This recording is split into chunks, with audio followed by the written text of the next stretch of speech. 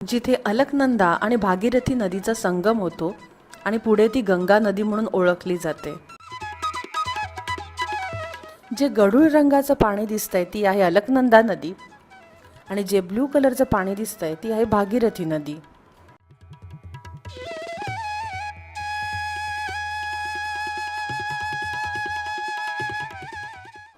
तिथून श्रीनगर शहर येतं आणि त्याच्या पुढे 14 किलोमीटरवर आहे धारीदेवी मातेचं मंदिर. हे काली मातेचं मंदिर आहे आणि असं म्हणतात या मंदिरातली देवी चारधाम यात्रेकरूंचं आणि पूर्ण चारधामचं रक्षण करते.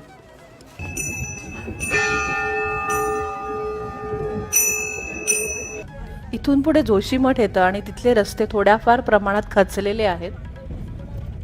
जोशीमठ म्हणजे ज्योतिर्मठ. इथे नृसिंह मंदिर आहे जे आदि शंकराचार्यांनी 8व्या दशकात बांधलेलं आहे असं म्हटलं जातं.